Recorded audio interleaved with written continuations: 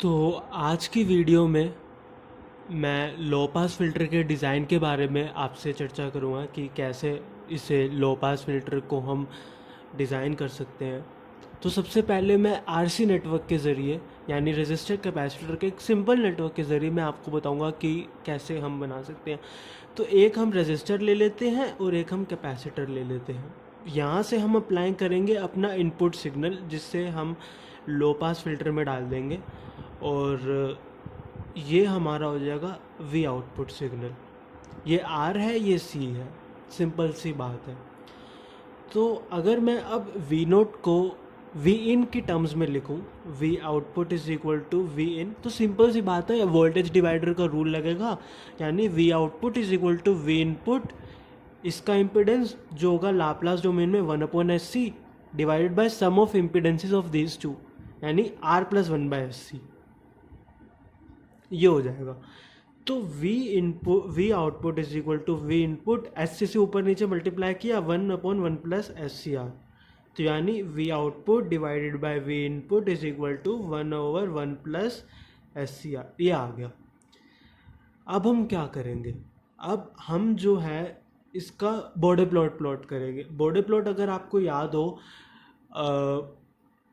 Suppose अगर आपको कोई ट्रांसफर फंक्शन मैं दे दूँ, T S is equal to 1/1 + ST1 दे दूँ, तो इसका बॉर्डर प्लॉट क्या रहेगा। आप देख सकते हैं कि इधर जो k की वैल्यू है वो 1 है, यानी गेन जो है वो 1 है। तो जो इनिशियल हमारा जो बॉर्डर प्लॉट स्टार्ट होगा, एक कांस्टेंट गेन के साथ स्टार्ट होगा, 0 dB स्लोप के साथ स्टार्ट होगा, क्योंकि यहाँ पे कोई ज़ीरो पे s is equal to zero पे कोई पोल नहीं है, ना ही s is equal to zero पे हमारा कोई ज़ीरो है। ज़ीरो इन द सेंस कि यहाँ पे ऊपर न्यूमरेटर में s नहीं है, ना डिनोमिनेटर में s है। तो एक कांस्टेंट स्लोप, यानी कांस्टेंट स्लोप नहीं, सॉरी, ज़ीरो स्लोप के साथ जो है हमारा बॉर्डर प्लॉट स्टार्ट होगा और एक कट ऑफ फ्रिक्वेंसी तक रहेगा जो होगी 1/T1, यानी एक कांस्टेंट स्लोप, कांस्टेंट नहीं, सॉरी, ज़ीरो स्लोप के साथ हमारा बॉर्डर प्लॉट स्टार्ट होगा। ज़ीरो स्लोप, 0 dB की स्लोप के साथ, 0 dB पर डिकेड की स्लोप के साथ। और गेन इसका इनिशियल ज़ीरो रहेगा क्योंकि के की वैल्यू ज़ीरो है, तो ये 20 लॉग गेन होता है, ये dB में गेन रहता है। तो गेन इसका इनिशियल ये 0 dB रहेगा, ठीक है। और ये कब तक 0 dB रहेगा, सवाल ये उठता है। ये 1/T1 ओमेगा है ये, ठीक है, एंगुलर फ्रिक्वेंसी है ये 1/T1 तक जो इसका गेन है वो 0 dB रहेगा। उसके बाद जो इसका गेन है वो -20 dB पर डिकेड की स्लोप के साथ चलेगा। यानी आप ओमेगा को 10 से गुना करोगे तो आपकी जो गेन है वो -20 घट जाएगी, -20 dB हो जाएगी। यानी यहाँ पे यूँ हो जाएगा, ये -20 dB पर डिकेड की स्लोप हो जाएगी। अगर हमारा ट्रांसफर फंक्शन 1/1 + ST1 की फॉर्म में होता है तो उसका बॉर्डर प्लॉट इस प्रकार का रहता है।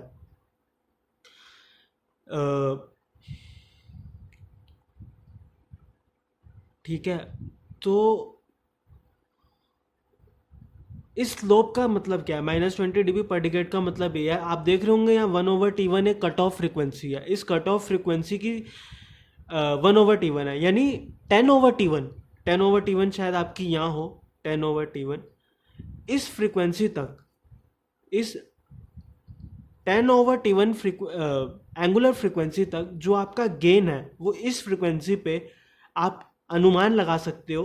क्यों लगा सकते हो, क्योंकि आपका -20 dB पर डिकेड की यहाँ स्लोप जा रही है, तो इस फ्रिक्वेंसी पे 10/T1 जो आपकी एंगुलर फ्रिक्वेंसी रहेगी, इस फ्रिक्वेंसी पे आपका जो गेन है वो -20 dB हो जाएगा। क्यों -20 dB हो जाएगा, क्योंकि यहाँ इसका 0 dB है, यहाँ गेन 0 dB है, यहाँ -20 dB हो जाएगा। जैसे आप अपनी फ्रिक्वेंसी को इसके बाद से 10 से मल्टीप्लाई करोगे, आपका गेन -20 कम होता रहेगा, कम होता रहेगा।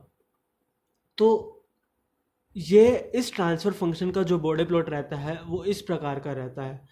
हालांकि एक चीज़ और है कि एक्चुअल में जो रियल या आइडियल बॉर्डर प्लॉट है, रियल बॉर्डर प्लॉट की अगर हम बात करें तो 1/T1 जो कट ऑफ फ्रिक्वेंसी है उस पे जो हमारा गेन है, वो कट ऑफ फ्रिक्वेंसी में जो हमारा गेन है वो 3 dB कम हो जाता है। यानी अगर आप इनिशियल 0 dB से स्टार्ट कर रहे हो, इनिशियल आपका गेन अगर 0 dB है, तो कट ऑफ फ्रिक्वेंसी तक पहुंचते पहुंचते जो आपका गेन है वो -3 dB हो जाता है, यानी यहाँ -3 dB हो जाएगा, और उसके बाद जो गेन है वो 20 dB पर डिकेड से गिरता रहता है, गिरता रहता है। तो एक्चुअल जो हमारा बॉर्डर प्लॉट होता है वो वैसा होता है। फिलहाल हम जो है इसे आइडियली एज्यूम करेंगे कि यहाँ तक कांस्टेंट है, थोड़ा इजी रहेगा ड्रॉ करना। बाकी आपको मेरे को बताना चाहिए था, मुझे आपको बताना चाहिए था कि कट ऑफ फ्रिक्वेंसी पे जो गेन है वो 3 dB कम हो जाता है एक्चुअल में जो रहता है। बाकी अगर हम एक बात और करें कि यहाँ पे जो है T1 जो है, जो अभी मैंने आपको यहाँ ट्रांसफर फंक्शन निकाल के दिखाया था कि इसका जो मेरा लो पास फिल्टर है इसका ट्रांसफर फंक्शन 1/1 + SCR आ रहा है। तो देखा जाए T1 जो है ये CR के इक्वल है, यानी हमारा बॉर्डर प्लॉट बिल्कुल वही रहेगा, बस T1 जो है वो CR के इक्वल आएगा, यानी जो हमारा बॉर्डर प्लॉट रहेगा वो ऐसे रहेगा।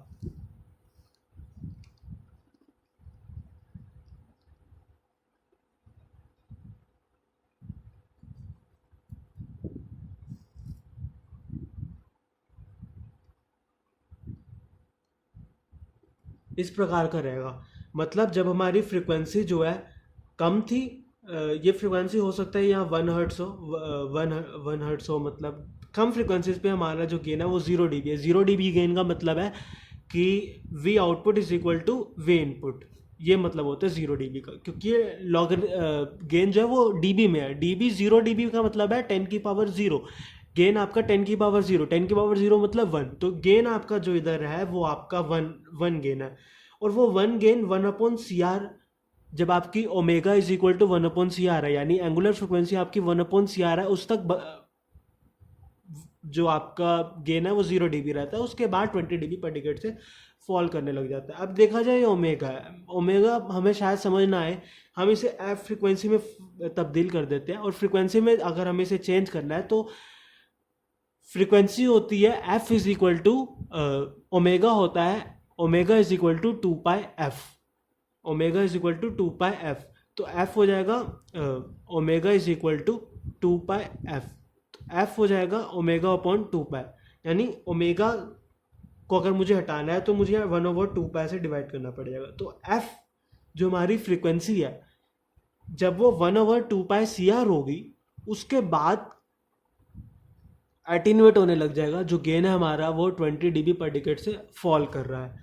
तो देखा जाए हमारा लो पास फिल्टर जो है, आप देख सकते हैं कि इस फ्रिक्वेंसी तक 1/2πCR फ्रिक्वेंसी तक F H is equal to 1/2πCR, 1/2πCR frequency तक हमारा जो लो पास फिल्टर है वो काफ़ी अच्छे से काम कर रहा है, मतलब 0 dB का गेन दे रहा है, मतलब जो हम इनपुट दे रहे हैं वही हमें आउटपुट में मिल रहा है, कोई लॉस नहीं हो रहा।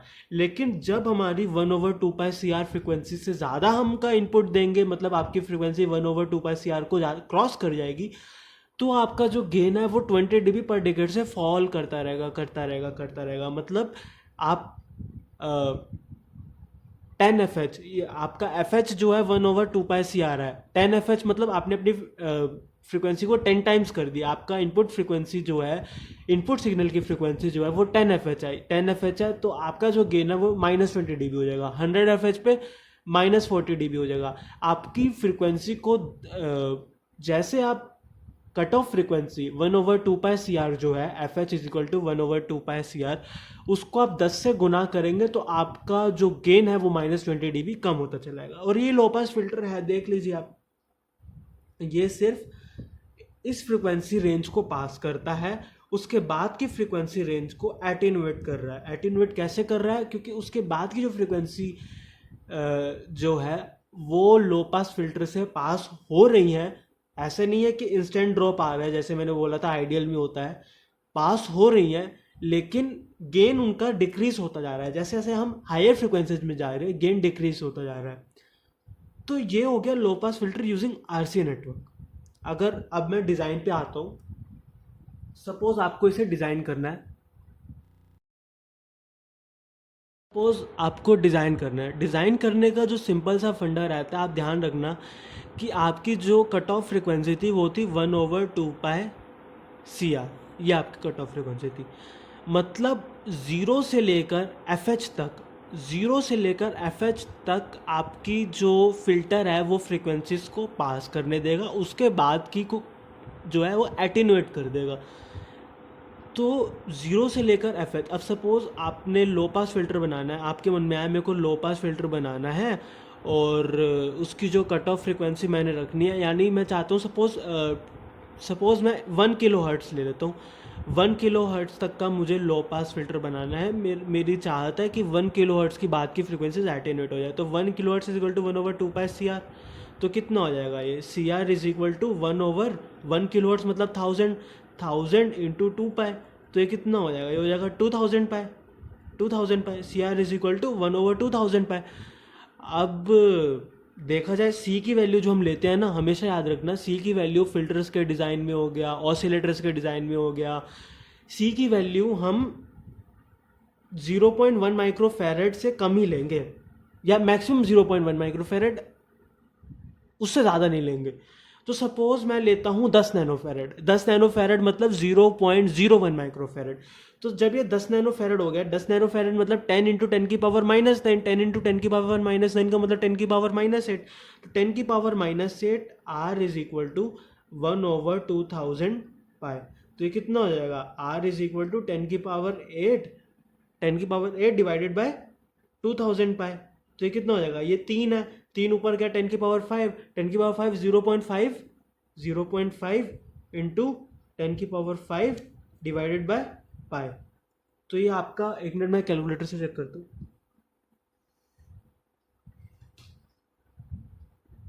तो ये जो आपका आएगा वो 15915 ohms के क्लोज आ जाएगा। यानी आपको जो R की वैल्यू लेनी है ना, वो 15.915 किलो ohms लेनी है। 15.915 किलो ohms लेनी है, और C की वैल्यू कितनी लेनी है, 10 नैनोफेरेड।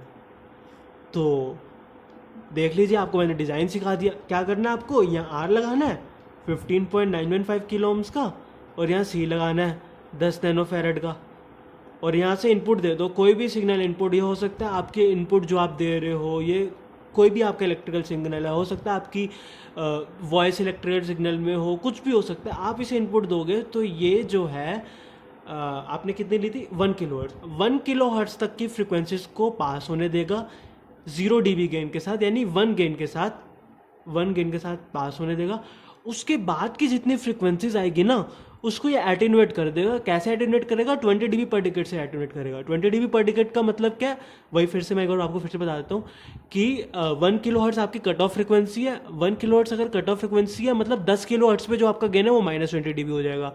100 kHz पे आपका जो गेन है वो -40 dB हो जाएगा। हर 10 गुना होने के साथ जो गेन है वो -20 होता जाएगा। बस ये सिंपल सी बात है।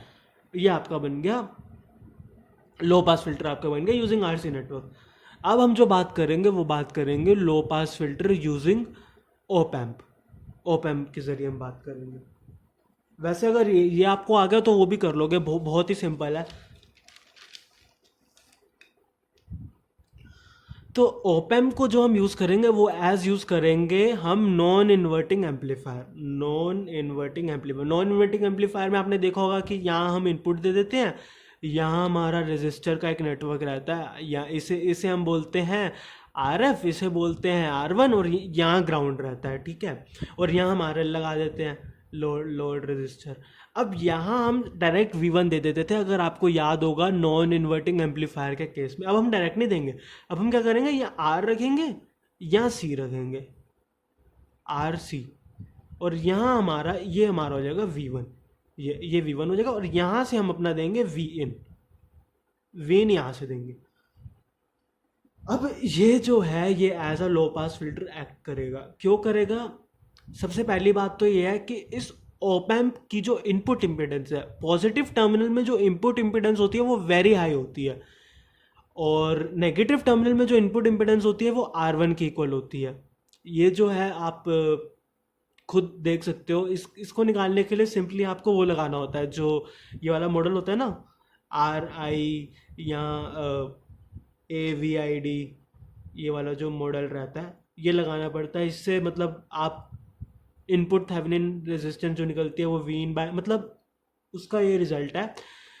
तो कहने का मतलब यह है पॉजिटिव टर्मिनल की इनपुट इम्पिडेंस वेरी हाई होती है और नेगेटिव की बहुत कम होती है, R1 की इक्वल होती है। तो हमने तो यहाँ पॉजिटिव में अप्लाई किया। पॉजिटिव में अप्लाई करने का मतलब यह है यहाँ पे अब लोडिंग इफेक्ट नहीं होगा। लोडिंग इफेक्ट नहीं होगा मतलब यहाँ का जो, अगर मैं देखूँ यहाँ पे एक सो कॉल्ड रेजिस्टेंस आएगा जो कि आर प्राइम लिख देता हूँ, जो कि काफ़ी लार्ज होगा, क्लोज टू 10⁹ ओम्स, इतना ज़्यादा होगा। तो इसे हम नेग्लेक्ट कर सकते हैं क्योंकि पैरेलल में है, पैरेलल में तो नेग्लेक्ट हो सकता है, यानी लोडिंग इफेक्ट कुछ नहीं होगा। ठीक है। और एक बार मैं आपको बता भी देता हूँ कि आर प्राइम 10⁹ मैंने क्यों लिखा। क्योंकि जो पॉजिटिव टर्मिनल में वी इन आई इन जो सो कॉल्ड इनपुट इम्पिडेंस होती है positive terminal of op amp की, वो होती है RI1+AB, जहाँ RI होता है ऑप एम्प का इनपुट इम्पिडेंस, मतलब जो हम ऑप एम्प का जो हम वो बनाते हैं एनालिसिस के लिए सर्किट बनाते हैं जहाँ RI AVID आता है। तो RI जो होता है वो ऑप एम्प का इनपुट इम्पिडेंस होता है, जो हम थ्योरेटिकली कहते हैं इन्फानाइट होता है। लेकिन प्रैक्टिकली अगर हम 741 ऑप एम्प IC की बात करें, op amp IC 741 op amp IC की बात करें तो उसका इनपुट इम्पिडेंस 1 मेगा ओम्स रहता है। और इनपुट इम्पिडेंस RI मैं फिर से बताता हूँ, इसे बोलते हैं, इसे जो हम यूँ बनाते हैं ना ओप एम्प, यहाँ आउटपुट जो है वो A टाइम्स VID आता है, तो वो 1 मेगा ओम रहता है। और जो 1+AB है, A होता है ओपन लूप डिफरेंशियल गेम, मतलब आपने कोई भी फीडबैक नेटवर्क अप्लाई नहीं किया, आपने सीधा यहाँ पे इसके जो दो टर्मिनल्स हैं यहाँ पे आपने इनपुट सिग्नल VID दे दिया। अगर आपने इसके यहाँ VID दे दोगे तो जो आपका आउटपुट आएगा ना वो A टाइम्स VID आएगा, A टाइम्स VID। और जो A होता है वो भी बहुत ज़्यादा होता है, 2 लाख के करीब होता है, 2 lakhs। 2 lakh means in English हम 2 लाख को क्या कहते हैं, 200,000 कहते हैं ना, हाँ 200,000। तो A जो होता है वो 2 × 10⁵ हो गया। और जो B रहता है, B जो आपका रहता है उसकी वैल्यू जो है वो फीडबैक नेटवर्क से डिसाइड होती है, RF R1 से डिसाइड होती है। जो B हमारा रहेगा वो होगा B हमारा जो रहेगा वो होगा R1/R1+RF। ठीक है।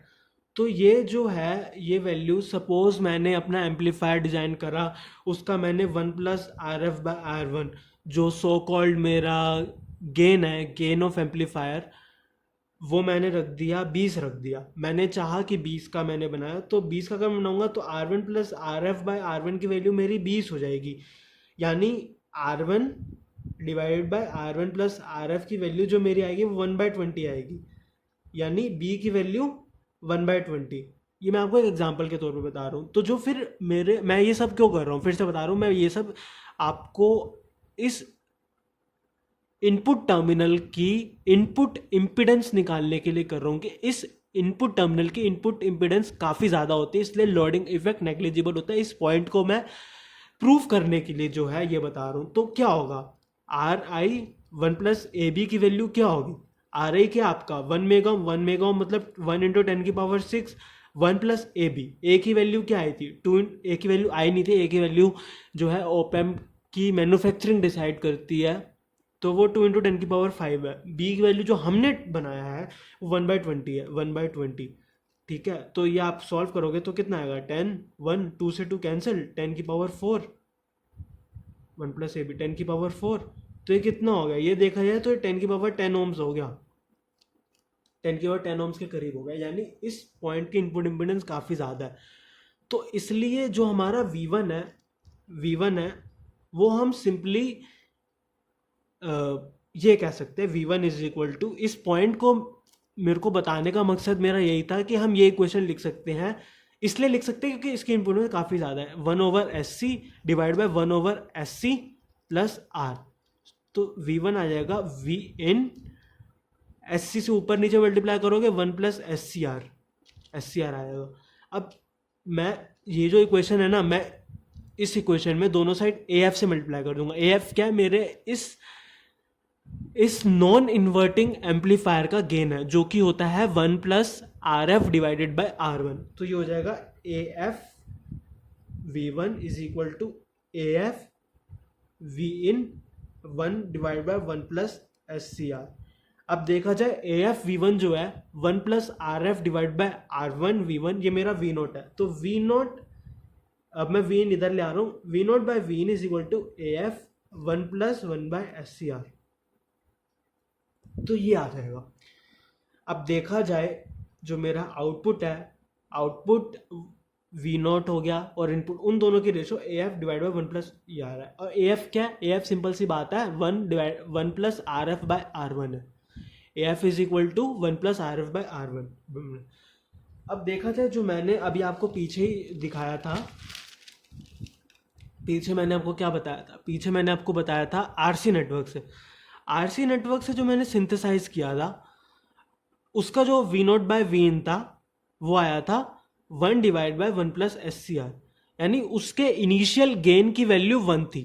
और डीबी में अगर हम बात करें लॉग लग जाएगा तो गेन की वैल्यू इनिशियल उसके 0 डीबी थी। लेकिन यही मैं अगर बात करूं अपने ओपैम्प के ज़रिए जो मैंने लो पास फिल्टर बनाया है उसकी अगर मैं बात करूं तो उसका जो V naught by V in मेरा आया है वो आया है A F divided by 1 plus S C R, यानी इसके जो इनिशियल गेन की वैल्यू है वो 0 नहीं है, वो ए एफ है। यानी जैसे मैंने आपको दिखाया था ना उधर कि यहाँ 0 डीबी से स्टार्ट हो रहा है, उसके बाद 20 डीबी पर डिकेट का डिक्लाइन हो रहा है। इस केस में ऐसा नहीं होगा, इस केस में 0 डीबी पर डिकेट की स्लोप इनिशियली रहेगी, लेकिन वो 20 लॉग ए एफ से स्टार्ट होगी। 20 लॉग ए एफ से स्टार्ट होने के बाद 20 लॉग ए एफ मैंने बताया था ना अभी 1 plus R F by R one के equal. 20 log A F start होने के बाद जो है वो वही नेचर शो करेगी कि 1/2 पाई सी आर फ्रिक्वेंसी तक कांस्टेंट गेन, उसके बाद जो है मेरा गेन डिक्लाइन करेगा 20 डीबी पर डिकेड स्लोप से, 20 डीबी पर डिकेड स्लोप से। ये मेरा गेन है डीबी में गेन है, स्टार्ट हो रहा है 20 लॉग ए एफ से और इससे, यानी जो कट ऑफ फ्रिक्वेंसी इस केस में भी कट ऑफ फ्रिक्वेंसी 1/2 पाई सी आर है। यानी जो डिज़ाइन रूल मैंने भी पीछे आपको बताया था कि सी 0.1 माइक्रोफैरड से कम का लेना है, वही सेम अप्लाई होगा इधर। बस बात ये आ जाती है कि इसका इनिशियल गेन आ गया 20 लॉग ए एफ का। यानी इधर आप जो है ये फिल्टर की खासियत क्या है पिछले वाले से अलग ऐसे है कि जो आपको फ्रीक्वेंसी बैंड पास करना है ना, उसको ना केवल आप पास कर रहे हो बल्कि एम्पलीफाई भी कर रहे हो। वो वाला खाली पास कर रहा था विद गेन 1, ये पास भी कर रहा है और उसे एम्पलीफाई भी कर रहा है। तो इससे पिछले वाले से ये अलग हो जाता है और ये -20 डीबी पर डिकेड की स्लोप से फॉल कर रहा है इधर। तो ये इसकी बात है। अब मैं, ये वीडियो थोड़ी ज़्यादा लंबी हो गई, अगली वीडियो में जो है आपको बताऊंगा कि ये आप इधर देख रहे हैं ना -20 डीबी पर डिकेड का फॉल है, तो -40 डीबी पर डिकेड का फॉल अगर आपको लाना है वो थोड़ा और ना इधर इस तरफ हो जाएगा और अच्छा हो जाएगा हमारा डिज़ाइन। तो वो आप कैसे ला सकते हैं उस बारे में जो मैं आपसे बात करूँगा। फ़िलहाल के लिए अगर आपको मेरा जो मैंने आपको समझाया अगर आपको समझ आया तो वीडियो लाइक कर देना और मेरे चैनल को सब्सक्राइब कर देना। और किसी भी प्रकार का आपके मन में डाउट हो, कुछ समझ ना आया हो तो कमेंट सेक्शन आपके लिए है ही, तो उसमें आप पूछ लेना। Thank you.